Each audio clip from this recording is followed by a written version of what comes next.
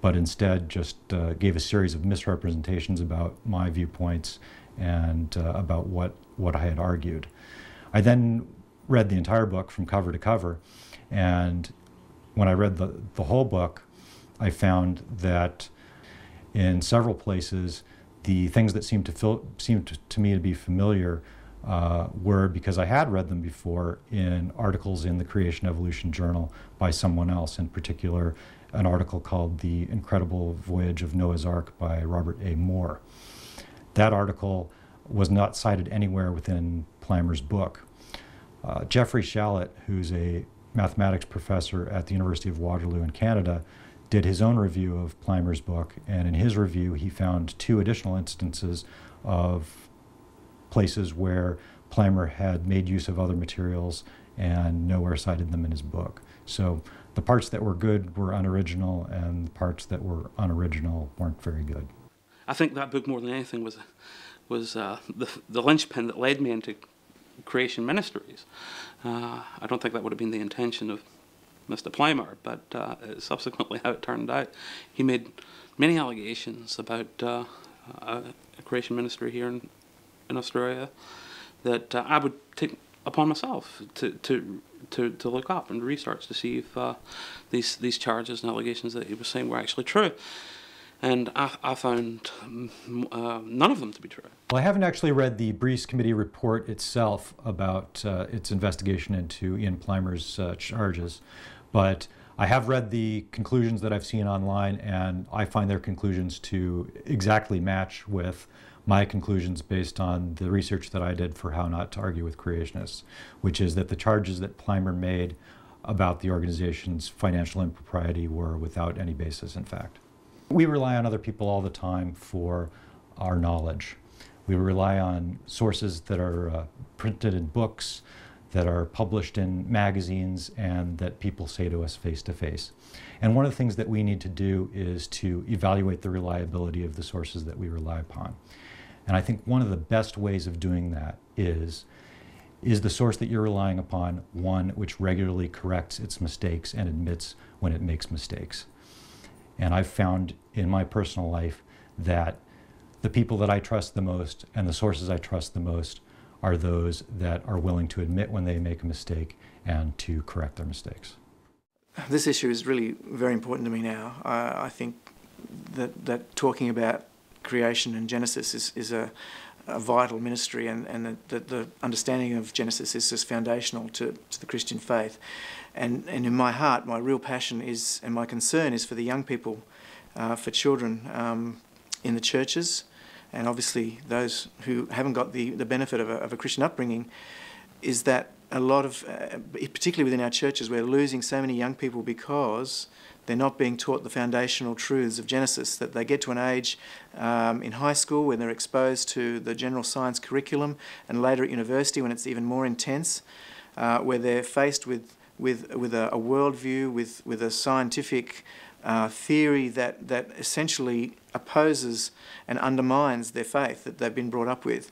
The same thing happened to me, and when I was confronted with a challenge to my faith on the basis of origins, it took me a long time to get around that and find my way back to Christianity. And I was one of the lucky ones, I guess, in that sense. So God's grace brought me back. As an atheist, believing as I did, I had all the confidence in the world that my worldview was correct. There was a lot of elitism in there, to be honest. There was. But becoming a Christian and hearing some of these people, these scientists, these creation scientists, they were qualified men, and they were giving honest answers, genuine science, answers I hadn't heard before, and that was a real eye opener to me. It made me feel the fool in some regards, because I realized that I was seeing things from one perspective. That's all I was doing. I had one worldview. I didn't see the other side. Or if I had, it was only because the people that I was associating with, I'm talking about skeptics, people with a similar worldview, have such a contempt for creationism in particular.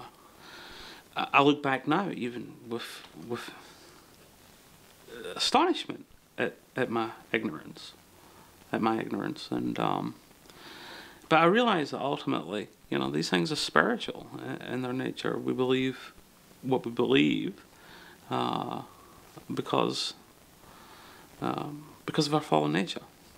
I'm involved with a group of people in Sydney who are volunteers who assist with the work of Creation Ministries, and at one of the meetings I happened to say that I'd been to the famous Gish-Plimer debate, and suddenly all these hands started popping up saying, I was there, and it was amazing how many people in that support group were actually there 20 years ago, and I guess maybe, you know, what that means to me is that a lot of people were affected in the same way I was, that not only were they convinced of the truth of Genesis and creation, but they're out there now actively working in the ministry, and so it was a powerful spur, obviously, to a lot of people. It's a humbling experience when this happened, but it's an encouraging experience to know that this effort, all of these efforts that we made, the travels, the lectures, the debates that we had around the world, and writing books and so forth, had this positive effect in bringing people to the knowledge that we have been created. We're not the result of some naturalistic, mechanistic, evolutionary process, but as the Bible itself declares, that we are created, and it's encouraging. It makes us realize that what we are doing is certainly bearing results. I think that many believers can take comfort from this story. When facing opposition and when things seem the darkest, be assured that God is working behind the scenes, and you might not discover all the good things He's bringing out of it till years later. Genesis 50:20 comes to mind, where Joseph says, "You intended to harm me, but God intended it for good to accomplish what is now being done, the saving of many lives." It's an amazing assurance to contemplate how very much God is in charge of history, that even His opponents are in reality serving His purposes in the long run.